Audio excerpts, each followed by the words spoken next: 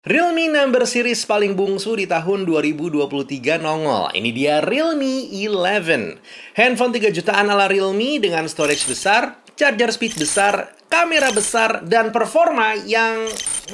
kalau ini besar nggak ya? Kita coba jawab deh di video kali ini. Bismillah, barengan sama gue Taufik Nobo. Dan ya, gue emang biasa nih seliweran di dunia internet itu ngomongin soal teknologi dan juga productivity.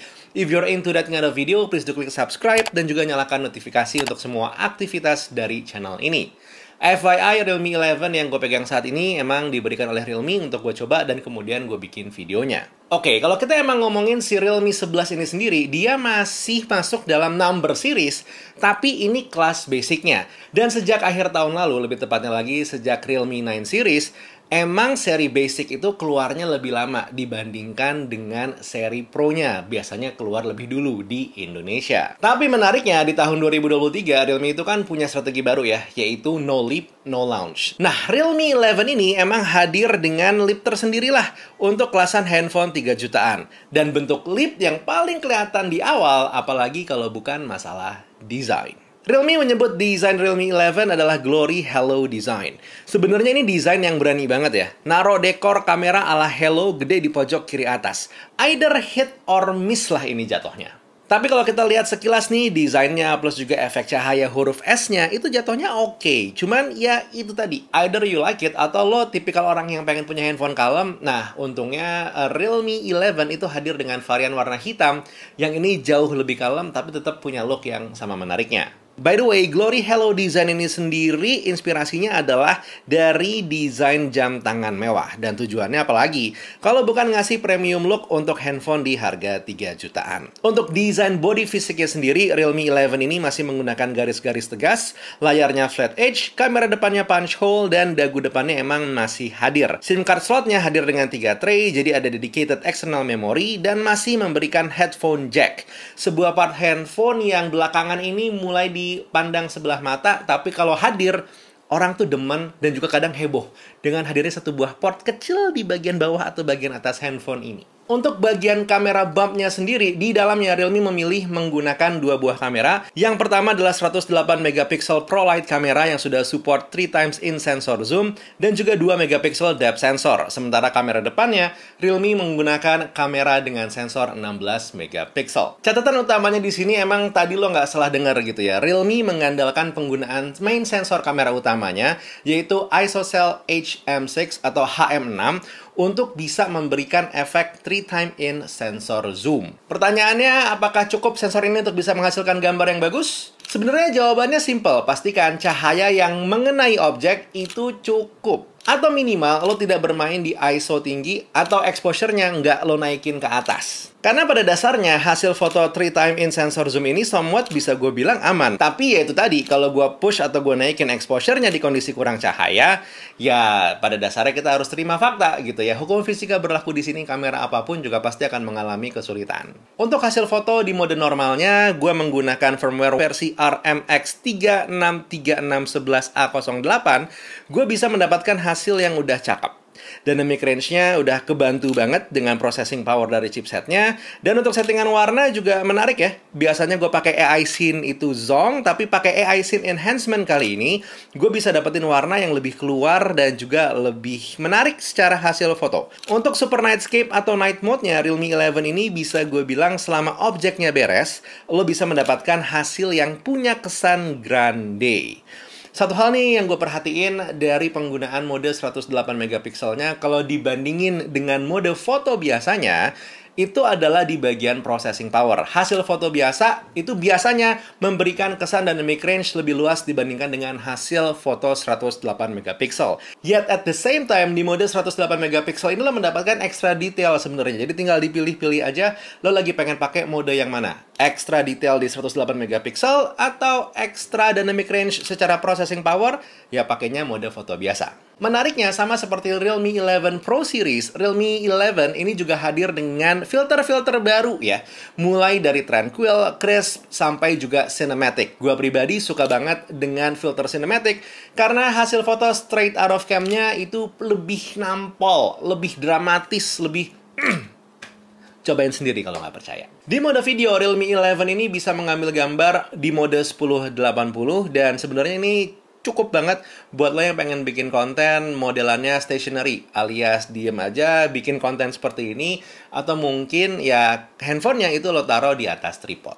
Tadi gue sempat singgung sedikit tentang kemampuan processing gambar dari Realme 11. Dan itu terkait dengan chipset tentunya ya. Nah, chipsetnya sendiri yang dipakai sama Realme 11 ini adalah MediaTek Helio G99. Dipasangin oleh Realme dengan RAM 8GB LPDDR4X, ekstra 8GB RAM, dan juga 256GB storage. Sebenarnya settingan ini bisa gue bilang menjadi settingan yang menarik karena storage-nya lumayan lega untuk handphone dengan rentang harga 3 jutaan. Dan di saat gue coba ukur menggunakan aplikasi benchmark seperti Antutu, Realme 11 ini bisa mendapatkan nilai 418 ribuan, single core-nya 727 dan juga multi-core score-nya 1938 di saat gue ukur menggunakan Geekbench 6. Dan dengan software yang sama, OpenCL-nya gue dapat skor 1412 dan Vulkan-nya 1390. Jatuhnya solid sebenarnya untuk penggunaan satu buah MediaTek Helio G99. Sementara yang menarik mungkin di saat gue coba iseng-iseng itu ngetes menggunakan 3D Mark, ternyata nilai stabilitasnya adalah 98,5% dengan suhu ini yang bertahan di area 30-34 derajat aja, tidak lebih dari itu. Kalau diterjemahkan ke penggunaan sehari-hari, Realme 11 ini tentu aman gitu ya. Selain hardware-nya, dia juga udah menggunakan Realme UI 4.0, base-nya Android 13. Jadi mode-mode yang sering gue pakai seperti One Hand Mode itu hadir di sini. Split screen dengan akses yang cepat juga ada. Dan selama proses review gue tidak mengalami hadirnya iklan. Bahkan di saat gue selesai install aplikasi dan keluarlah layar screening aplikasinya itu sendiri, biasanya kan ada iklan tuh di situ. Nah, kali ini di Realme 11 itu tidak ditemukan. Padahal harganya itu 3 jutaan. Ranah sweet spot biasanya mulai mencari-cari duit lewat software. Biasanya.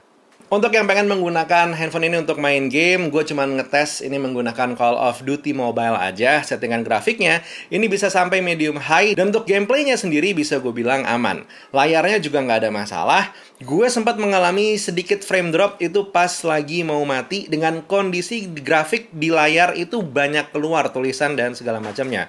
Tapi itu terjadinya di game ketiga, tidak di game pertama gue. Sementara pas di tengah-tengah bermainnya sendiri, gue bisa bilang Realme 11 ini menangani aplikasi Call of Duty Mobile dengan aman. Dari sisi baterai, Realme 11 ini bisa dibilang udah asik karena datang dengan 67 watt super fast charge, baterainya 5000 mAh. Gue ngetes ngecharge dari 14 sampai 100% itu hanya memerlukan waktu 48 menit dengan kondisi HP nyala, dan di tengah-tengah ngecharge gue sempat main-main dengan handphonenya sebentar. Sementara kalau untuk daya tahan baterainya sendiri, gue hanya sempat melakukan simulasi nonton YouTube selama 5 jam untuk menghabiskan daya baterai.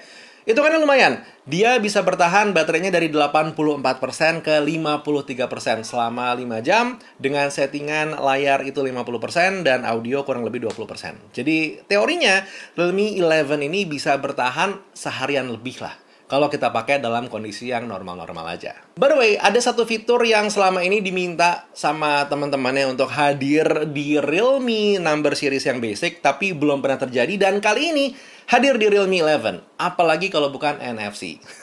Nih, akhirnya Realme ngedengerin kita ya untuk memberikan NFC di Realme Basic Series, ya startsnya di Realme 11 ini. Jadi, pada akhirnya gue bisa bilang kalau si Realme 11 ini emang adalah satu buah handphone yang jatuhnya a good all-rounder. Dan kalau gue mencoba menjawab pertanyaan di depan, performa dari handphone ini besar nggak ya? Jawabannya adalah ternyata performa dari handphone ini sudah lebih dari cukup untuk handphone dengan kelas harga 3 jutaan. Mulai dari penggunaan sehari-harinya, softwarenya, hardwarenya, sampai layarnya sendiri yang udah menggunakan panel Super AMOLED, jadi nyaman banget untuk dipakai nonton multimedia, walaupun emang catatannya dari sisi speaker dia belum stereo. So by the end of the day, emang di harga 3 jutaan, Realme 11 is actually a really good option. Apalagi kalau lo emang pengen mencari handphone yang jatuhnya di ranah 3 jutaan itu, gitu ya.